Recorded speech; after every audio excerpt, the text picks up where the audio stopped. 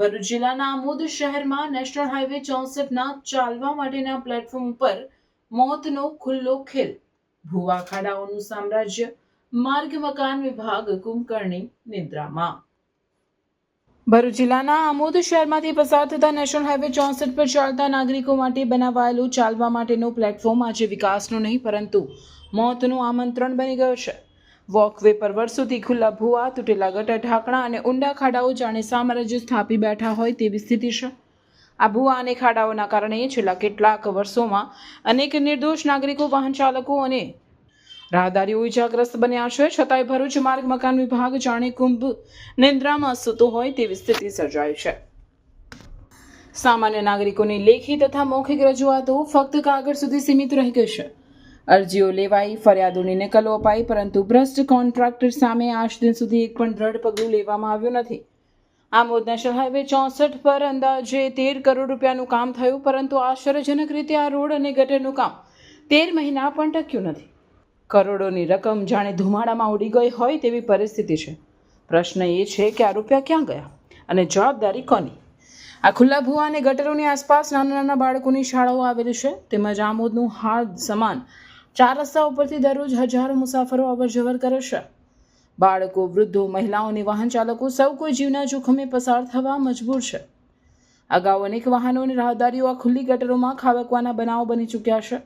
વાહનોને નુકસાન, લોકોની ઈજાઓ અને ભયનું વાતાવરણ, આ બધું હવે આમોદ માટે રોજની ઘટના બની ગઈ છે। મીડિયા વારંવાર સમાચાર પ્રકાશિત કરીને થાકી ગયું છે, પરંતુ જાડી ચામડી ધરાવતું તંત્ર આજ દિન સુધી હલતું નથી। શું તંત્ર કોઈ મોટી હોનારતની રાહ જોઈ રહ્યું છે? શું કોઈ નિર્દોષ બાળક ગટરમાં પડી ભૂખ બનશે પછી જ અધિકારીઓ જાગશે? શું કોઈ નાગરિકનો જીવ જશે ત્યારબાદ જ તંત્રને જવાબદારી યાદ આવશે? રિપોર્ટર આદિલ ખત્રી, શિનોર સમાચાર ન્યૂઝ, ભરૂચ, આમોદ। યુનુસભાઈ, શું કહેશો આજે ગટરના ખાડા છે તે બાબતે? આ ગટરના ખાડા વર્ષોથી આવવાના આવે જ છે। અહીંયા કેટલા માણસો પડી ગયેલા છે અને સળિયા બી ઉપર ઊભા છે। અહીંયા લોકો ખાવા માટે આવે છે, ગેરેજ માટે આવે છે। એટલે સરકારને મારી નમ્ર વિનંતી છે કે આ ખાડા પૂરાવાની કોશિશ કરે। કેટલી ઊંડી ગટર છે?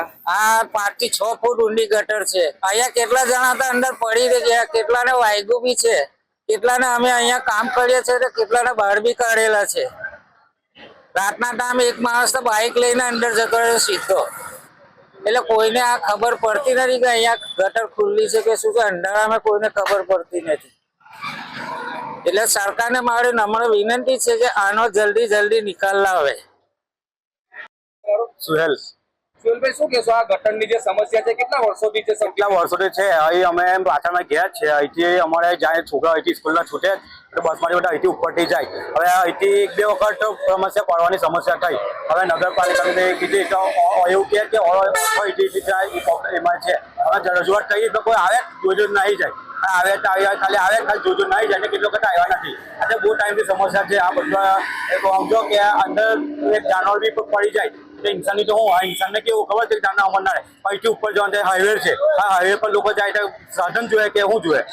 એટલે કઈ સમસ્યામાં એટલી અપીલ છે કે આ ગટર લાઈન બનાવી દે બસ।